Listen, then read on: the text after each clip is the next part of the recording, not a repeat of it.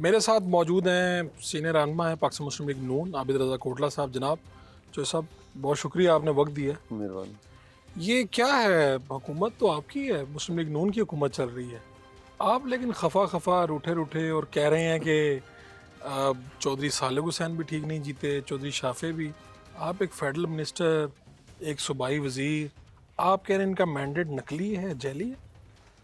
देखिए फ़र्क साहब, पहली बात तो ये कि मैं बिल्कुल रूठा हुआ नहीं हूँ और ना ही मैं किसी तसब की बुनियाद पे ये बात कर रहा हूँ। ठीक है। मैंने क्योंकि जहाँ तक अपनी सियासत जब से शुरू की है, अल्लाह ताला का शुक्र है कि वो बिल्कुल अपनी सियासत सच्चाई पे की है, अवामी खिदमत पे सियासत की है और ख़िदमत के ज़रिए जो मुझे मैंडेट मिला, मेरी फैमिली को उसी पे यकीन और बिलीव किया। जब मैं देखता हूँ कि 4 कैंडिडेट इलेक्शन लड़ते हैं, फर्स्ट और सेकंड 2 होते हैं जी। आप इलेक्शन जीतते हैं या हारते हैं। लेकिन देखिए, जब आप जीतने वाले और हारने वाले दोनों रिंग से बाहर हों और तीसरे या चौथे नंबर वाले को आप MP MNA बना के पार्लियामेंट में भेज दें, तो ये बात फ़र्क साहब किसी और की मजबूरी तो हो सकती है, मेरी तो नहीं हो सकती। तो मैं कम से कम आप 30 लाख आबादी पे मेरा डिस्ट्रिक्ट है। ठीक है।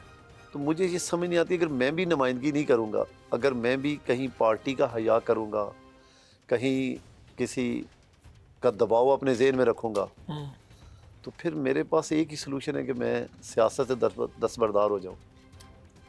तो आप कह रहे हैं कि मैं तो हक सच की बात कर रहा हूँ, तो कितने वोट मिले फिर चौधरी देखिए सालिक हुसैन को, चौधरी शाफी हुसैन को? मैंने तो अगले दिन एक रस्मी गुफ्तगू कर रहा था दोस्त से और फिर उन्होंने बाद में वो सोशल मीडिया पे आ गए। देखिए, मैं कह रहा हूँ कि अगर किसी को ये मुगालता है जी। क्यों, तो वो पब्लिक प्लेस पे मेरे साथ बैठ के पूरे मीडिया को या किसी कमीशन के सामने वो मुझसे बैठ के बात कर ले, तो मैं अगर साबित ना करूँ तो मैं माजरत कर लूँगा। लेकिन मैंने कहा ना कि सालिक के पास 8, शाफे साहब के पास, चौधरी शाफे साहब के 8,000 वोट है और सालिक साहब के पास मेरे को 23,000 वोट है। ये जो 45 फार्म के थे, ठीक है ना, तो इसी तरह बाकी भी MPs जितने क्यू लीग के बने हैं, मतलब क्यू लीग के अक्सर कैंडिडेट जो है वो दूसरे नंबर पे, शायद उनके पूरे हलके में 2 कैंडिडेट थे जो हम PMLN के मतलब सेकंड आए हैं। ठीक है। बाकी तो कहीं भी वो सेकंड नहीं है, PMLQ वाले। PMLQ वाले, बाकी तो चौथे नंबर पे, मतलब मुकाबला सिर्फ PTI और PMLN का हुआ है। अच्छा, एक अजीब बात है, आप चूँकि डिवीजन को भी लीड कर रहे हैं मुस्लिम लीग नून की, आप सदर हैं, तो ये पूरे पाकिस्तान में PTI वाले कह रहे हैं कि भाई ये फॉर्म 45 वाले हैं, ये जैली हुकूमत है, और आप पूरे पाकिस्तान में गुजरात वाले अलहदा हैं, वो कह रहे हैं नहीं जनाब, यहाँ पे मुस्लिम लीग काफ ने धांधली की है। देखिए, मैंने कहा ना जी कि क्योंकि टेरम गवर्नमेंट क्यू लीग की थी, मोहसिन नकवी साहब पहले CM थे, अब अल्लाह ताला की मेहरबानी से वो वज़ारत दाखिला पे है। तो ये तो मैं समझता हूँ कि अभी भी उनके मनसब के साथ तो ज़्यादती की गई है। वज़ारत आला के बाद वज़ारत उज़्मा बनती थी, वज़ारत दाखिला नहीं बनती थी। ये आप लोगों की ख्वाहिशात है मेरे ख्याल में। नहीं, तो क्या ये आपको लगता है कि यहाँ पे क्या हुआ, यानी वो निगरान वज़ीर आला थे, तो इलेक्शन से पहले क्या माहौल बनाया गया ख़ास, कुछ क्या हुआ यहाँ? नहीं, माहौल तो देखे ना, उन्होंने पूरी मेहनत की, यहाँ पर उन्होंने अपनी मर्ज़ी की सारी ज़िली इंतज़ामिया लगाई, उसके बावजूद भी गुजरात की आवाम ने उनको एक्सेप्ट नहीं किया। और मैंने कहा ना कि तीसरे चौथे नंबर से उन्हें उठा के ना सिर्फ मेंबर पार्लियामेंट बनाया बल्कि वज़ीर भी बना दिया। तो किसी ने गुजरात में कोई रैली निकली, कोई जुलूस नहीं निकला, नहीं, देखिए, किसी ने एहतजाज नहीं किया, आप टीवी पे एक आधी मरतबा कह दिया आपने। देखिए, रैलियाँ या जुलूस तो शुरू में उन्होंने तो ज़रूर कोई ना कोई मज़ामत की, ये यकीनन है कि बाकी किसी ने नहीं की, उसकी वजह कई वजूहात हो सकती है। मुस्लिम लीग नून के रहनुमा आबिद रज़ा कोटला निकलते, पीछे उनके सैकड़ों लोग होते और वो कहते कि हमारा मैंडेट है, हमारा वापस किया जाए। देखिए, मैंने कहा ना कि पहली बात कि मेरा मैंडेट नहीं था।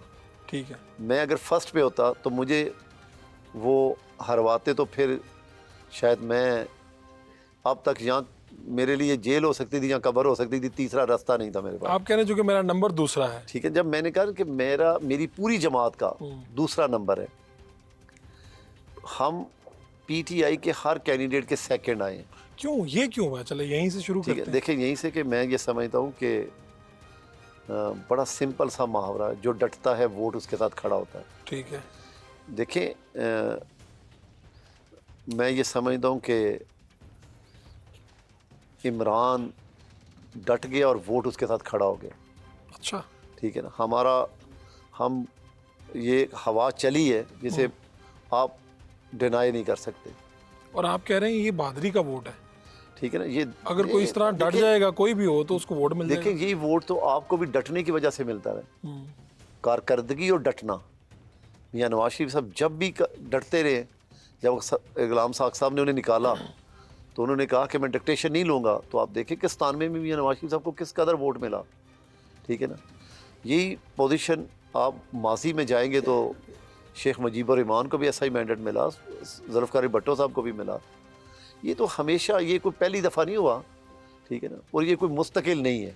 ठीक है। ठीक है ना, तो आप कह रहे हैं बेसिकली यही बुनियादी वजह जिस पे यही वो जीते। बुनियादी और वजह। आपका यहाँ पे ठीक है ना, इस हवाले से फेयर हुआ इलेक्शन कि आप दूसरे नंबर पे हैं। देखिए मैंने कहा ना कि मेरे जो साथ, अगर मेरा थाना ककराली और थाना गुलियाना की 110 पोलिंग स्टेशन की आप रेशो निकाल के देख लें तो आपको पता चल जाएगा कि मेरे साथ एक प्री प्लान साजिश ज़रूर हुई।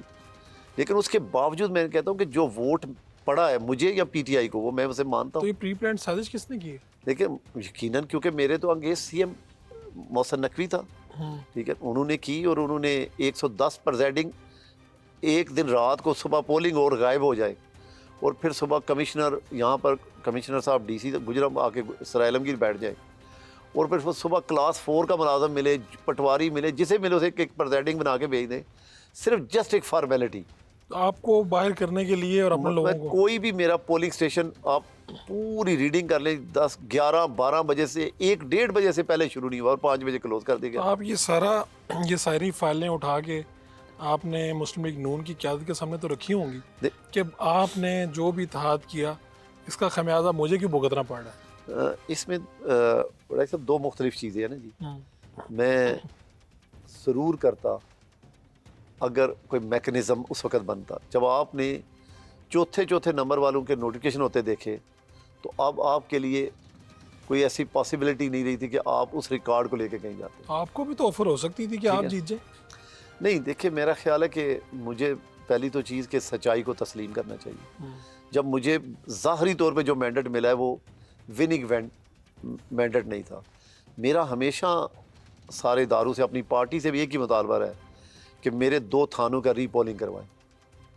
ठीक है ना, जब मुझे समझाया गया कि ये हमारी मजबूरी, हम नहीं करवा सकते, तो मैंने उस पर कंप्रोमाइज़ किया।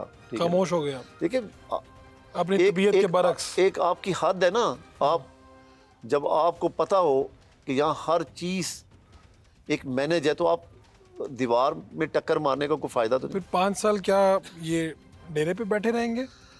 देखिए इतने कंप्रोमाइज रहेंगे? देखिए 5 साल तो मैं डेरे पे तो खैर अल्लाह ताला के फजल करम से जब नहीं था तब भी बना। 2002 से बड़े साहब हम जीत रहे हैं, 2002 में भी हम जीते हैं, 2008 में भी जीते हैं, 13 में भी जीते हैं, 18 में भी जीते हैं। अगर मुझे मेरे लोगों ने ये फैसला किया कि मुझे 5 साल असम्बली से बाहर रहना चाहिए तो मैं उसे भी कबूल करूँगा। मैं तो बिल्कुल खुश दिली से, देखिए ना, जो हमारे बच्चे हमारा मुस्तकबिल है। अगर मैं समझता हूँ कि इस हल्के के बच्चियों ने या बच्चों ने या ख़वातीन ने इमरान खान को मेरे पे तरजीह दी है तो मैं तो बिल्कुल उसे ऑन करूँगा। अच्छी बात है। ठीक है। आपके यहाँ पे मुखालिफ उम्मीदवार थे चौधरी मूसा एलाई। जी जी। तो वो अब PP 32 जो ज़िमनी इलेक्शन है, जब हम यहाँ पे बैठे हुए हैं तो ज़िमनी इलेक्शन है 1-2 दिन बाद, तो क्या हिसाब किताब होगा? क्या देख रहे हैं उस हल्के का इलेक्शन? मैं मुस्लिम लीग नून ने अपना कैंडिडेट क्यों नहीं दिया वहाँ पे? ऐसी क्या मजबूरी है? देखिए वो ये हल्का जो है ना, हमारा पहले से इत्तेहाद में हम उन्हें दे चुके थे। अच्छा। जिसकी वजह से जनरल इलेक्शन में जिसकी वजह से PMLN ने वहाँ पे इस वक्त ज़िमनी इलेक्शन में अपना उम्मीदवार खड़ा नहीं किया। ठीक है। बाकी ज़िमनी इलेक्शन मैं तो रमज़ान में सऊदी अरबिया में था, वापस उसी वहीं पे शेड्यूल अनाउंस हुआ। और वहाँ से आने के बाद मैं कोई 3 दफ़ा गुजरात गया हूँ। मैंने तो कहीं इलेक्शन नहीं देखा।